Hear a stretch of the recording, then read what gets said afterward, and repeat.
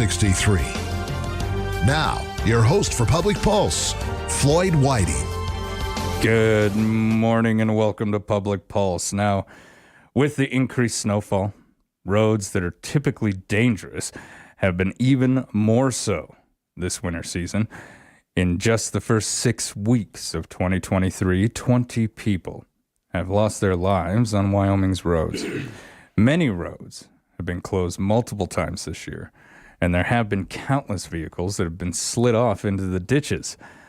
They've been involved in fender benders, and even some of our troopers have been hit by large truck trailers this year. This morning, I am joined by Wyoming Highway Patrol Lieutenant Eric Jorgensen, who knows firsthand the dangers of this winter season. Good morning, LT. Morning, Floyd. How you doing? I'm happy to be here. We're not doing this over the phone in the middle of a blizzard. Like your text yesterday, it's going to snow tomorrow because we have the radio show. And so I was pretty darn happy that I'm like, got up this morning and, hey, look at that. Broke the curse. Shining. We got it. We got through it. Broke the curse. So I'm happy to be here, man. It's good to be here. It's good to see you face to face. Yeah, I know. It's been a minute. Usually you've been out there on the road, and this winter season has really been a bear. Yeah, it's been. Guys are tired. Guys are wore out. They're ready for some spring weather. But every one of them that I talk to are like, but I know it's not over. I know we still have a few big spring storms that are coming. So there's definitely still that hesitancy of, it's going to be nice today. Weather's going to be nice today. And it's going to get them all excited about warmer weather. But every one of them are like, yeah, but I know it's not over. But another one's coming. Yep. That's kind of the routine now, isn't it? Oh, it is. Enjoy the downtimes. Enjoy the spring as much as you can.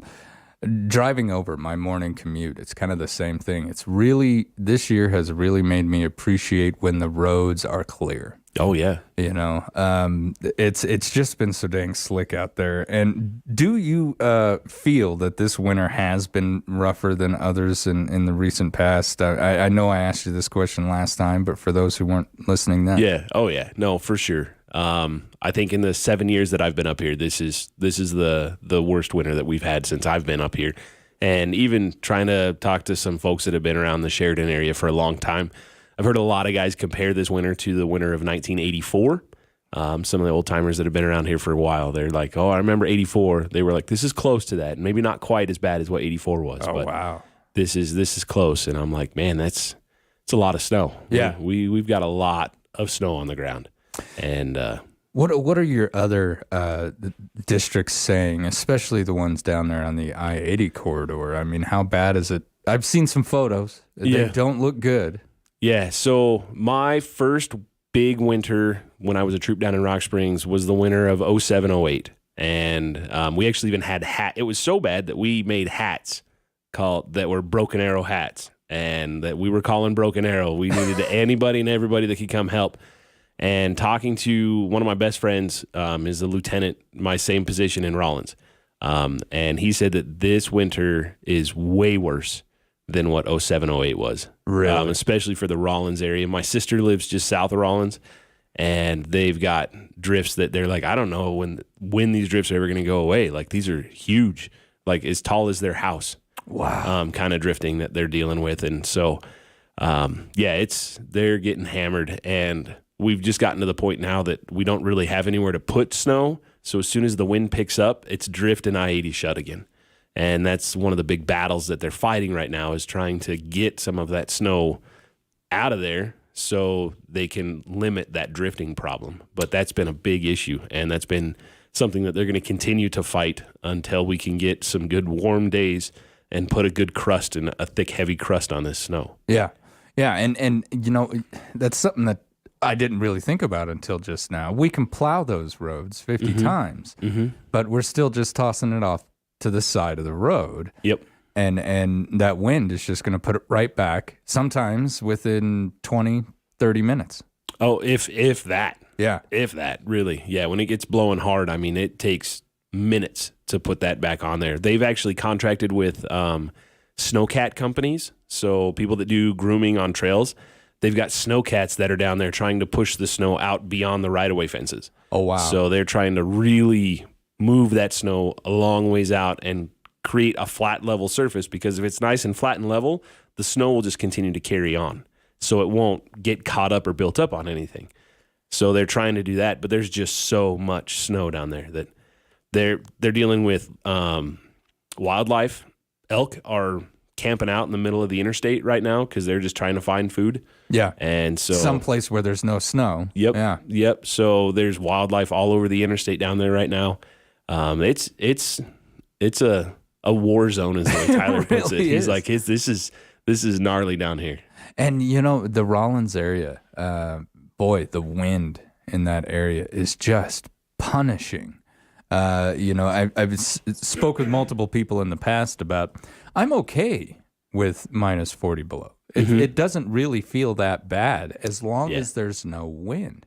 But the minute that wind picks up, it just cuts you right to the bone. Oh man, yeah. And if you throw any humidity to it, I think that's where we get lucky here, is that our cold is a dry cold. And so it doesn't get near as bad. You see the temperature and you're like, wow, that's miserable cold. But it really doesn't feel that bad. And exactly that is, anytime the wind picks up or you put any moisture to that temperature, and you feel it. I mean, we've got some bad sections up here from, and in my experience, it's from Sheridan to Buffalo. That Piney Creek area, that drop, that valley just fills up so quickly. And I know me and Trevor often talk about it. He's always telling me, be careful out on those roads. And he always says, especially Piney Creek. And boy, he's right. He was the first one to tell me that's going to be the bad spot. And it's been the bad spot since then. I think he cursed me. Yeah.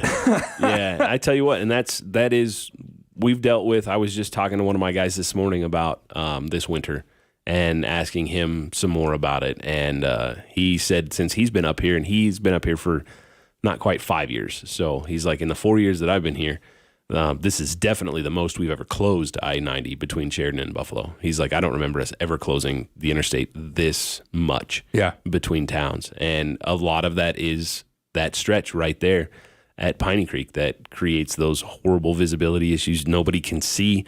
It's drifting in really quickly, and we just have no choice. But our plows can't keep up with it. And when you can't see, I mean, it's just not safe. Yeah, agreed. And the fog, I think it was, last week in that area, just, it was like a wall. Yeah. I mean, 2 feet out of the fog, you could see clear as anything. 2 feet into the fog, you were blind as a bat. Yep. I mean, it was really impressive to see, because I drove from here back home, and I thought, I got this. This is no worry. And then I hit that fog. It's like, okay, a little bit of worry. Yeah. I had to slow down pretty quick. Now, we've talked in the past about the conditions that do cause you to close those roads. We know visibility is a big one. Are there other factors that you take into account? I mean, we've seen these roads this year just like glass at some points. Yeah, so visibility is definitely the biggest one. That's really the number one. If you can't see, it's not safe for us to allow traffic to continue on that road. And so if the wind is picked up, if it's snowing hard, we're gonna shut the road down because of visibility. That is our number one reason why we shut the road down. The other reason is snow accumulation that our plows can't keep up, especially if it's drifting. So if we've got drifting issues that are so bad that like we said, I mean, you figure a plow is going to run about 30 miles an hour when it's moving snow. And so for it to run a 10-mile stretch of road, then turn around and come back, and they're only hitting one lane each time, and then they have to hit the other lane each time. By the time they're back to that initial lane, it's already drifted close again. Yeah. It's not worth, again, we're not making any progress. And you're we're in a not sinking creating, boat. Yeah. Exactly. Yeah. You've got a boat that's sinking, and you've got a little cup that you're trying to throw water out of. It's just not going to work. So those are our two big issues. As far as road condition itself, with it being just straight glass, ice, slick, we're not going to close the road for that. We're going to just ask people to be responsible and drive at a reasonable speed to be able to traverse those conditions. The plows are going to be out there and trying to put some sand down, some surface treatment to allow you to have a little better traction, but usually when it comes to just road condition itself, we're not going to try and close that road. We're going to try and keep that open. That the importance of allowing people to freely move about, right, is important to us. And Wyoming is definitely that state that we don't want to restrict or inhibit somebody from being able to go from one place to another unless we absolutely have to. Yeah. So.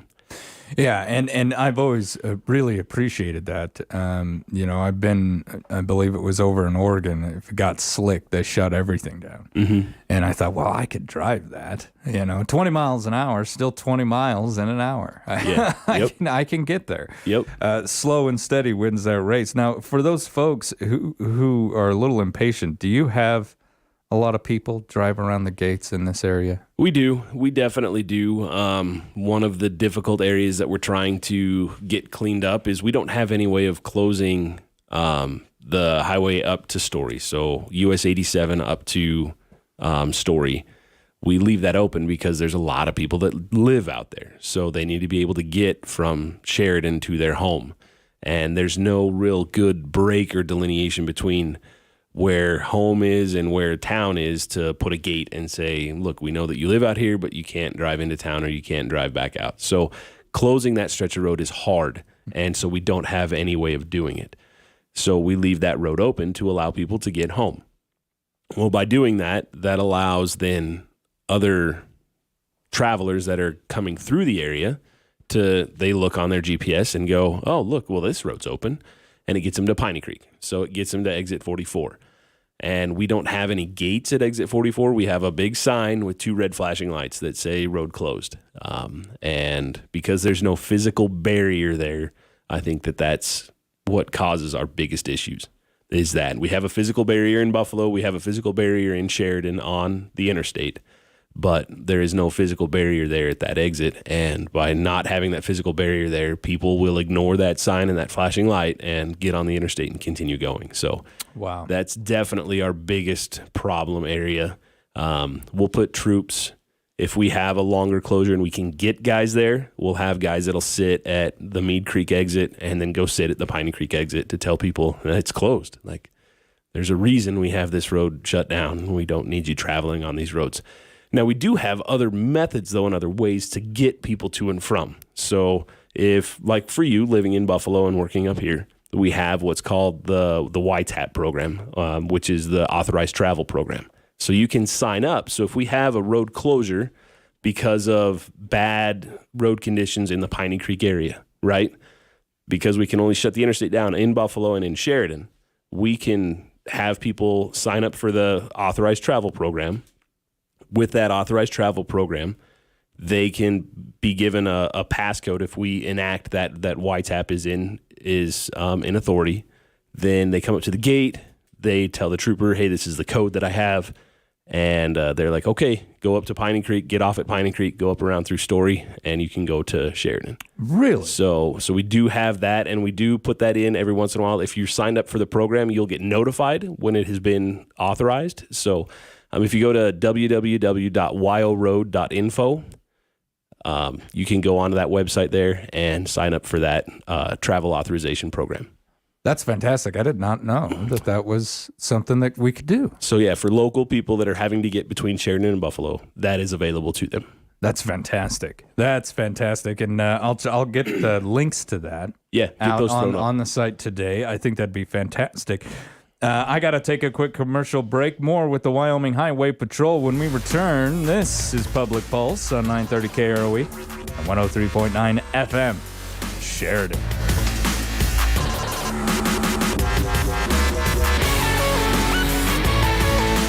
First Federal Bank and Trust would like to recognize this week's winner of $1,000 cash and a $1,000 marketing donation match from Sheridan Media. As part of their community commitment, LifeLink of Sheridan County is receiving these funds per random drawing. Could your organization be next? We're giving $1,000 to a qualified nonprofit organization every week. Visit our website, efirstfederal.bank, for details. First Federal Bank and Trust and Sheridan Media present Community Commitment. Member FDIC. Power sports. Tommy, hi. I'm kind of sad. Snowmobile season is coming to an end, but you know what that means. St. Patty's Day. No, I'm talking about spring break for 2024 Ski-Doo and Lynx sleds. What's spring break? It's when you can pre-order one of the 2024 models and get an extra year of warranty or $750 worth of parts and accessories for free. I guess it's time to spread the word about spring break. It is. Stop in before March 31st to put your deposit in for your dream machine. Visit Sheridan Power Sports for your spring break needs. If you're looking for bulls raised with the commercial rancher in mind, attend the Elk Angus Bull Sale Tuesday, March 21st at the ranch south of Buffalo. Selling are over 40 range-ready bulls raised in the rocks and sagebrush at the base of the Bighorns. If you're looking for bulls that make problem-free cattle with longevity, fertility, and performance, visit Elk Angus Ranch March 21st for the annual bull sale. Sale time is 1 o'clock sharp, also carried live on TV auction. For more information, including catalog and videos, visit elkangus.com. Frackleton's Fine Food and Spirits invite you to enjoy our lunch menu with popular choices like our ahi tuna bowl with ahi tuna, soy marinade, peanuts and scallions, wonton chips, wasabi aioli, and sesame seeds. Or our turkey lettuce cups, Asian ground turkey, lettuce, cilantro, peanuts, hot sauce, or maybe our fish and frites, battered cod, shoestrings, and spicy slaw. Lunch at Frackleton's, where good food is good mood, on Main Street, downtown Sheridan. A group that's been captivating global audiences since 1973, San Jose Taiko takes the WYO Theater stage Tuesday, March 21st at 7 p.m. Inspired by traditional Japanese drumming, company performers express the beauty of human spirit through the voice of the taiko, creating a vibrant, contemporary art form which connects people through cultural understanding and creative expression. Tickets are available now through the WYO box office or online at wyotheater.com. Frackleton's Fine Food and Spirits for dinner tonight? How about Andy's chilled pasta salad with shells, lemon basil aioli, oven-dried tomatoes, and breaded chicken? Or the Frack Burger, a 6-ounce hand-patted beef with avocado spread, bacon, butter, lettuce, Thousand Island, and brioche bun. Or try our tenderloin filet, bacon, onion, gorgonzola sauce, sweet potato pave, spinach chiffon. Be sure to ask your server about Frackleton's wine pairings for your selection. It's time to spring into action and bid on the Spring Into Savings online auction at SheridanMedia.com. We've got plenty of items for spring cleaning, health, wellness, just for fun, restaurant certificates, retail store certificates for Sheridan and Buffalo restaurants. You can place bids on golf, movie theater, dog training, spas, and tons of items for your spring projects. You can even set your high bid so you don't have to keep coming back. Browse items, place your bids on the Spring Into Savings online auction at SheridanMedia.com.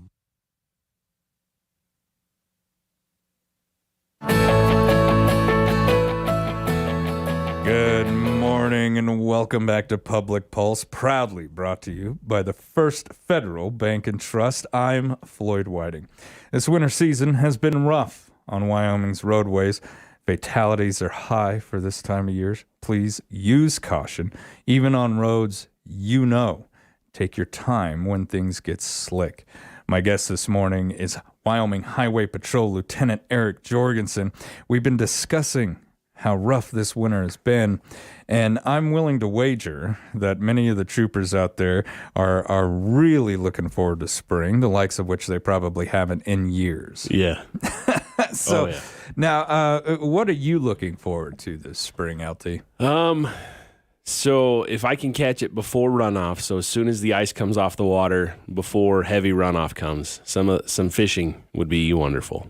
And then once runoff hits, then there isn't fishing for a while because it's just hard to fish in runoff. So, oh yeah, gosh. But I'm really looking forward to that. I like to get up in and hike back in Little Horn Canyon. That's one of my favorite places to go hike into. So I'd love to get back up in there again. But be able to honestly see my yard is going to be pretty darn impressive. I haven't seen my yard since I think November, maybe, and I don't even know if I saw it in November. So to be able to see my yard and would be incredible. Right now, we're dealing with an issue because it warms up. Everything kind of melts and everything begins to puddle. Mm-hmm. And there's a bit of a path right around the deck, and it's wore down just enough to start gathering that water. And so the route that the dogs take in the mornings and the evenings when we let them out is now just this perfect yellow brick road of ice. Just it's so slick.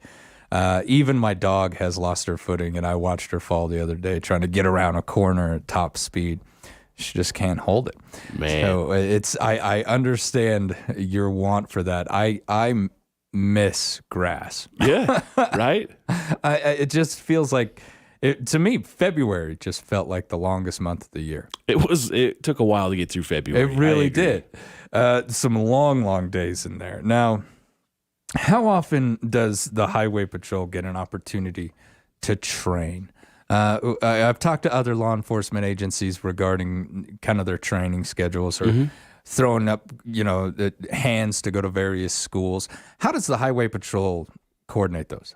Yeah, so we have training that we consider mandatory training that we require every trooper to go through every year. Those perishable skill stuff. So we do mandatory firearms training that we do twice a year. We do a mandatory custody control class that every trooper is required to go through every year. We do. We just finished. In fact, two of my guys right now are traveling the state as instructors, teaching basic lifesaver course. So every trooper will be trained similar to like your very entry level EMT.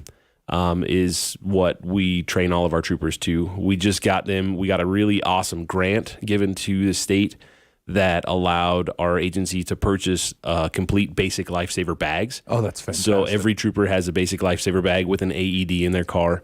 And so they're going around doing that. I just did mine 2 weeks ago over in Gillette. I did my recert and refresher for CPR and basic lifesaver stuff. So we just finished all that. And so they're doing that, which has been really good. And this was a needed update for us too. The bag that I had, my little first aid bag that I had dressings in there and stuff in there from 1977. Holy cow. Yeah. Oh, so wow. It was way overdue. So this grant was fantastic. It was a local organization in the state of Wyoming that said, look, this is important. And where we live in the state of Wyoming, being very rural, we want people to be able to be well equipped to have to handle something if it's going to be a while before the experts can get there. And so when you see a black car show up, there will be a basic lifesaver bag in that vehicle with a lot of airway stuff, a lot of stop the bleed stuff. So, and these guys are trained up for it. So that's fantastic to hear. That sounds like military's version would be the combat lifesaver, right? Close. We just don't get to do IVs because I was a combat lifesaver when I was in, and I was too. So we don't do IVs. I asked about that. I asked our guy the guy that does this training is actually a trooper, and he is a medic that runs with the ambulance service in Gillette. So, but he does both of those. I believe he'd gotten as high as a paramedic at one time before he got into law enforcement. And Jason just has a passion for this. And oh, great. So it's nice to have that institutional knowledge within our agency for him to be able to share that with us. But I gave him a hard time, and I'm like, dude, I used to do this when I was 19. Like, why is this a big deal for me when I'm 40? Yeah. And he's like, Eric, you're not going to stick people. I'm like, come on, man. That was one of the best parts. I know, right? It was one of the best parts. In the military, they stopped allowing combat lifesavers to give you that stick too. No way. Yes, they did. They took that away. That was, to them, they just moved that up into the level of the medic. Okay. With all the injuries and everything that were happening in Iraq, it was more about stop the bleeding. Yeah. That was the number one goal. Which makes sense. Yeah, and so they kind of pivoted on that. But I was part of the combat life-saving course when we were still putting IVs into folks. And boy, I'm here to tell you, once you get past the needle thing, and getting an IV was fantastic. I volunteered every time. I was happy to get that liquid. Now, I would say it's probably safe to say that our troopers know their vehicles pretty well. How often, since this is kind of your horse, how often do you guys train on things like defensive or offensive driving? Yeah,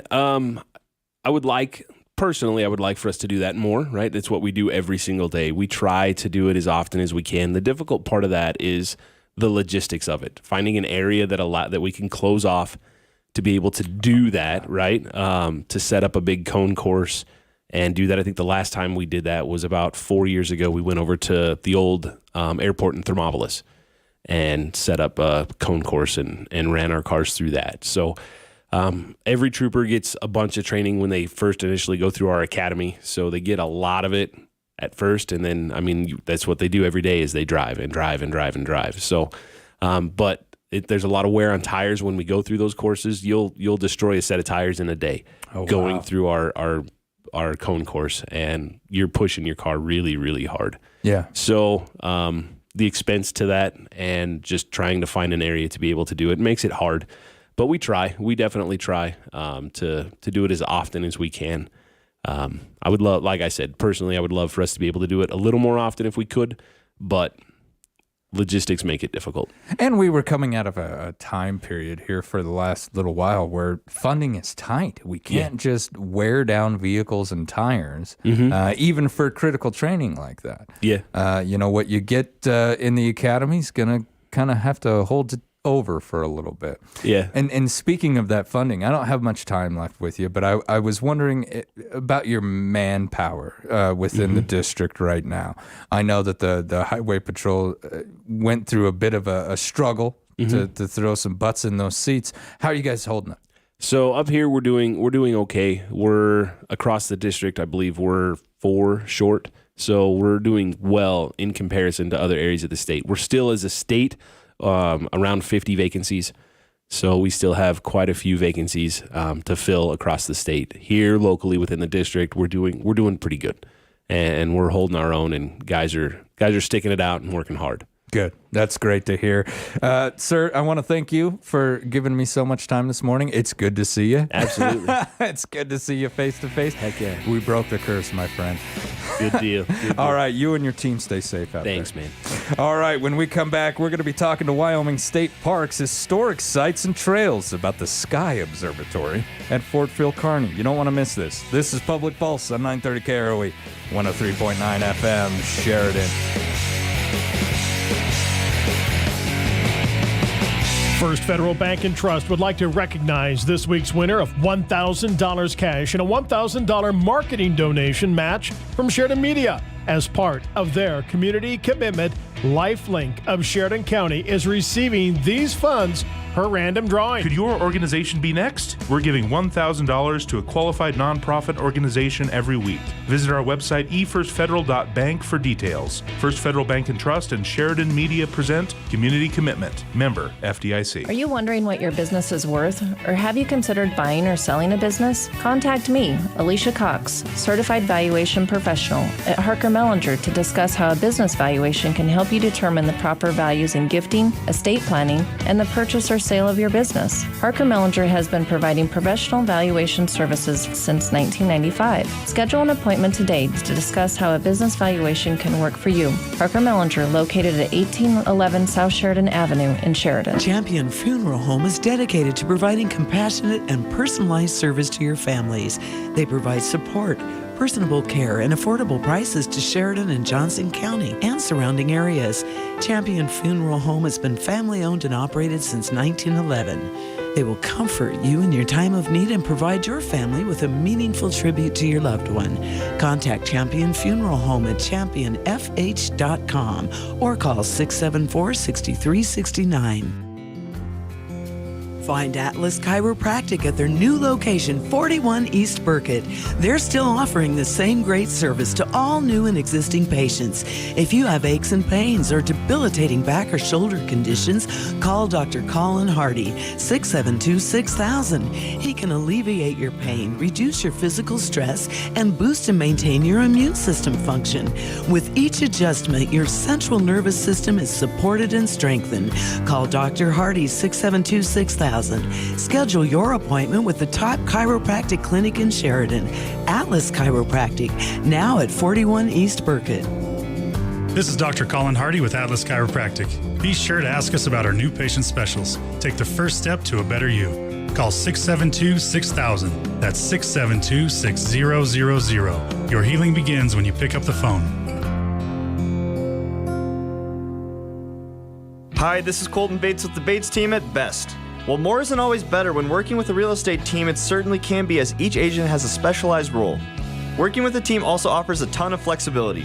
For those that are seeking a primary agent to build rapport with, the other agents can act as a support system. The opposite is true for those focusing on 24/7 service. A team of pros balancing their respective roles is the easiest way to accomplish this. So start working with the best today and choose the Bates team. Call us at 675-BEST and visit bestwy.net. Proudly brokered by EXP.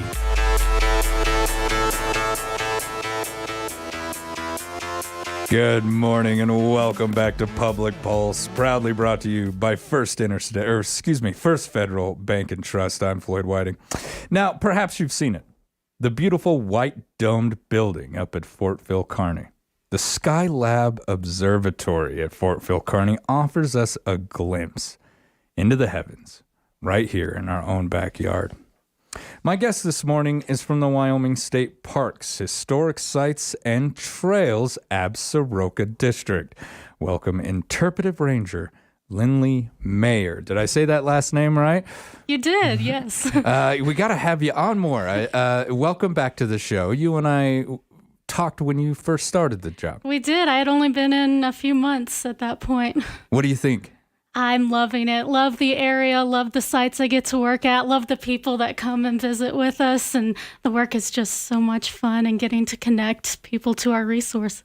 You know, I was born here in Wyoming, grew up here in Wyoming, but I was probably 25, 26 years old before I learned about the amazing history that this area actually has.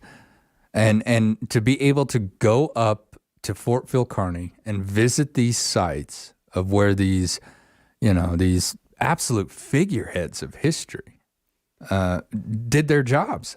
Absolutely. Getting to step back in time right where it's at and seeing, you read about these things growing up and watch them on TV and then actually getting to experiencing them firsthand.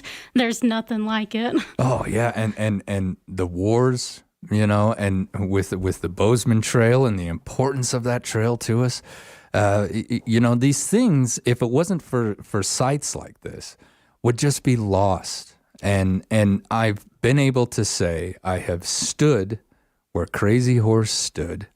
I have stood, where all these important figures have stood and looked and seen down into the valleys where these, sometimes horrific events took place. Yes, we look back at the good and the bad in order to move forward.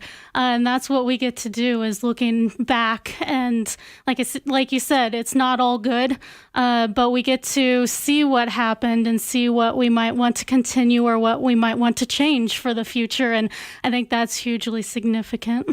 So, just touching base real quick, we'll talk about the Skylab, but I'm always curious as to what led you into this line of work. Was it the fascination with the people of history? Was it fascination of the events itself?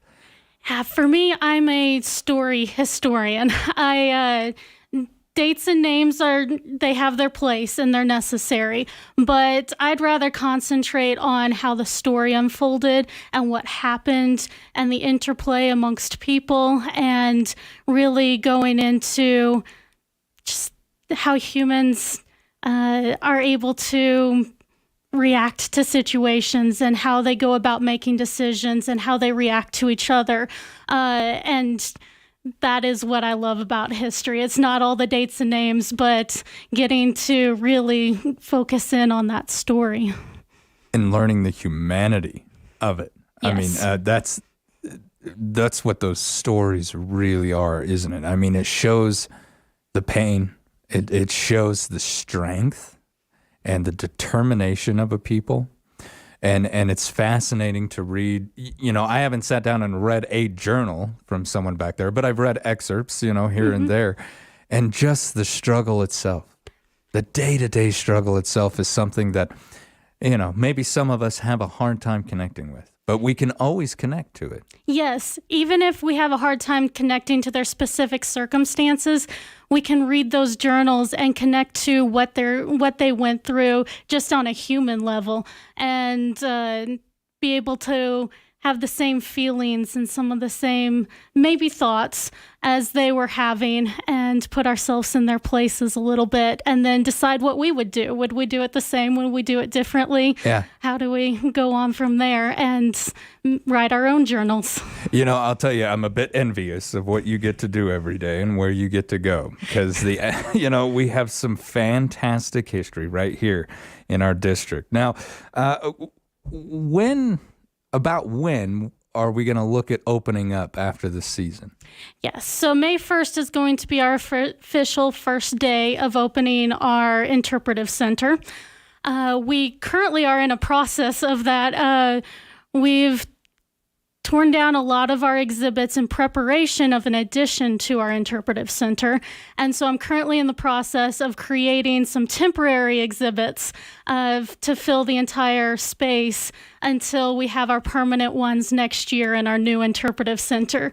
We currently have bids that are being accepted this month, and they're hoping to award the winning bid in April, and hoping that construction can begin in May or as soon as the contractor is ready. So we're looking forward to some exciting times right now, too. Absolutely, that's exciting. How cool is that? Yeah. That you get to build that stuff.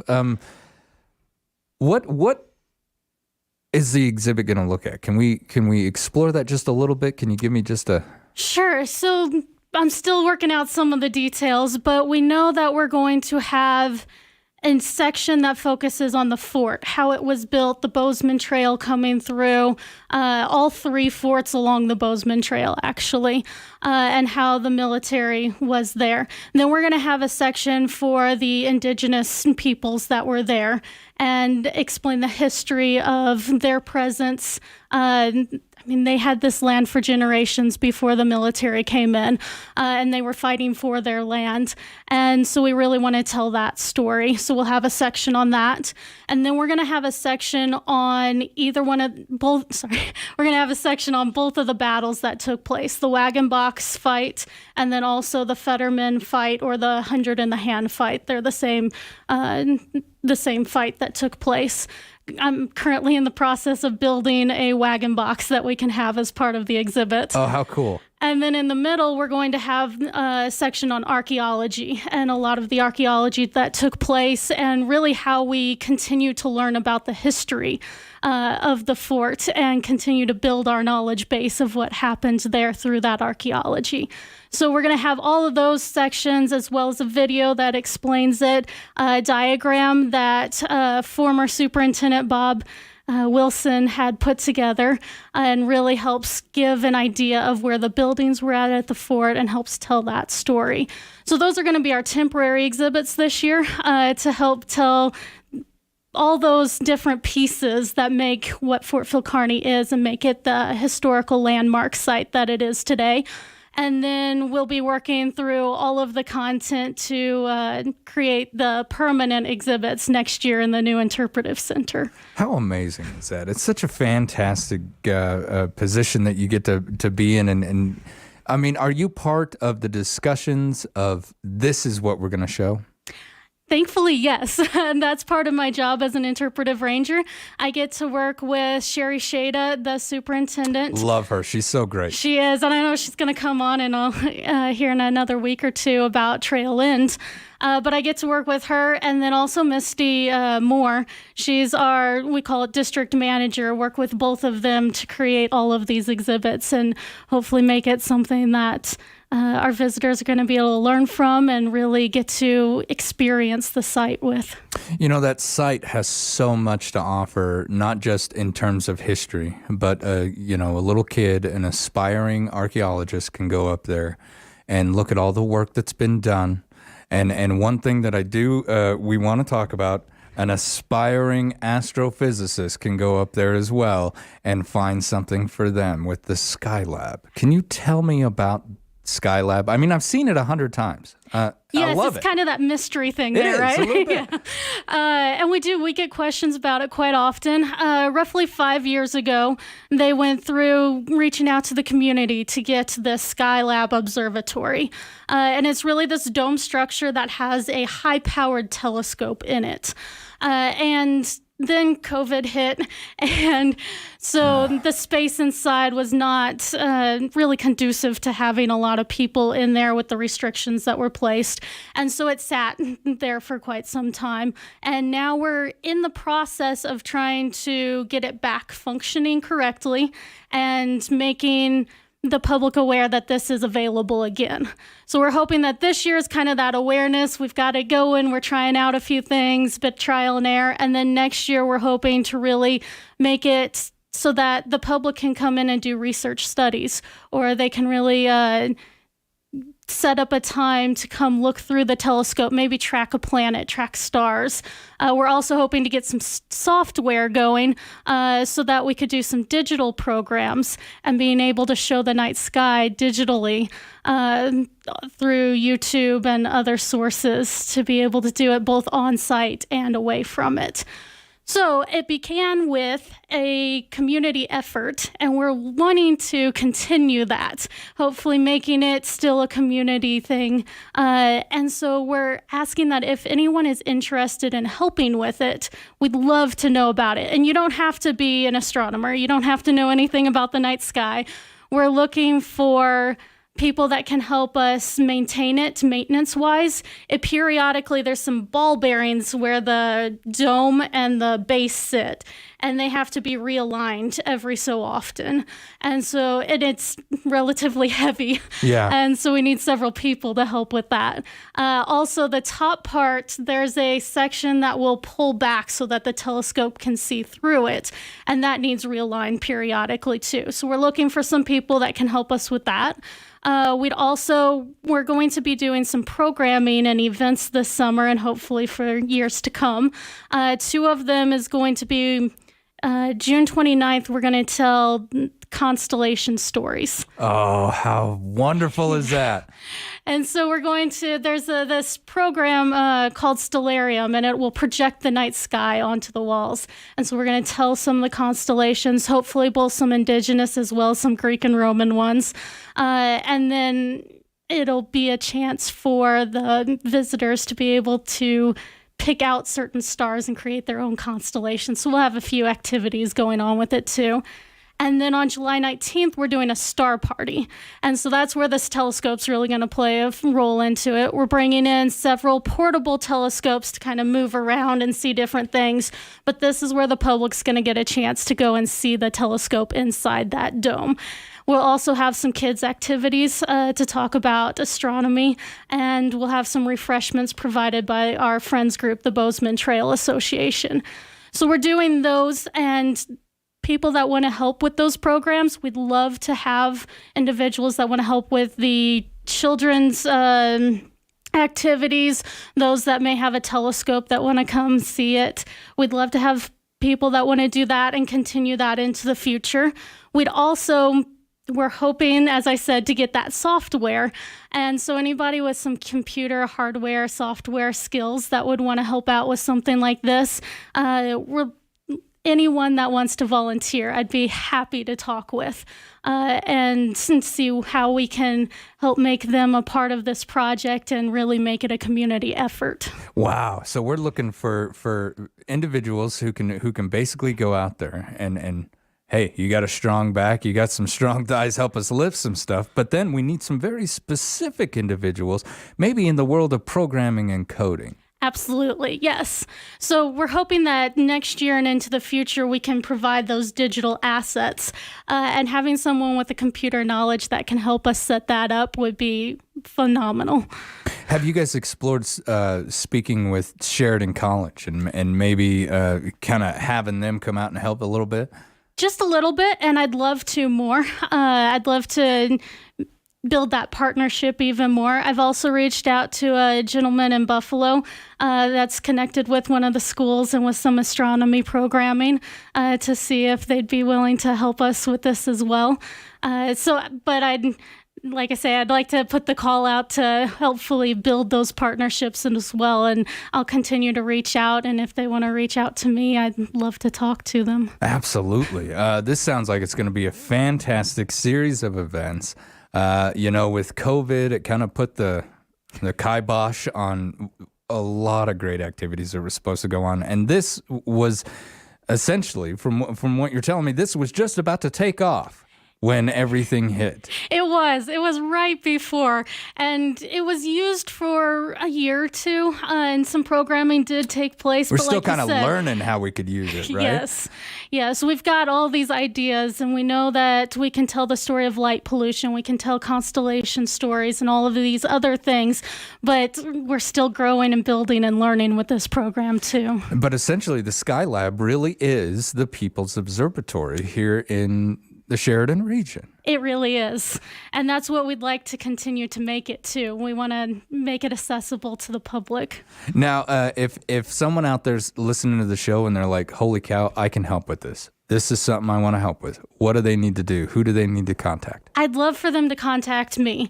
They can either contact me via email, lindley.mayor@wyo.gov, or by phone, 307-752-1429. And either way is good with me. This sounds like it's going to be a really exciting series of events, and it's only going to be the first of them. So you can get a foot in the door right now. You can volunteer. It sounds like you can do a whole array of activities up there, from, like we said, picking something up to programming the computer to figure out where to find something in that night sky. Absolutely. If you're just interested, that's all we need. And I've started a list already with some that have reached out. So even if you really don't have a specific job, we'll call it, in mind, you'll find one for me. Yes. There's something you can do. Just looking for that interest, that spark. Absolutely. Now, when it comes to the other parts of the fort, are you guys looking for volunteers to help out with any of those aspects? History, presentations, or maybe just watching the counter? Sure. We're always looking for volunteers that want to help and willing to talk to them individually to see what would fit their skill set the best. Coming in, I've tried to start our friends group, the Bozeman Trail Association, has done, it's a complete volunteer group, and they do a number of wonderful programs for us. It's just fantastic. And you can see all of their events on fortphilcarney.com on the events tab. They've got a number coming up this year, and they're going to be really fun. I believe they're even partnering with the Brenton Museum, too, this year on one of them. So that's one volunteer opportunity, and we always need people to help with those. But we've got school tours that we have in May, and we could use individuals interested in helping with that. Those that want to just be there in case somebody needs a tour. I can be that person that can help provide a level of comfort in how to do tours, how to do programs, and then they can go provide those tours for the public. Oh, that's fantastic. Anytime. Lindley, real quick, one more time, give me that email address. Yes, so it's lindley.mayor@wyo.gov. So it's LINLEY.MAYER. Lindley, I want to thank you so much for coming into the show this morning. I'm really looking forward to this year. Thank you so much for having me. You've been listening to Public Pulse on 930 KROE, 103.9 FM. Share.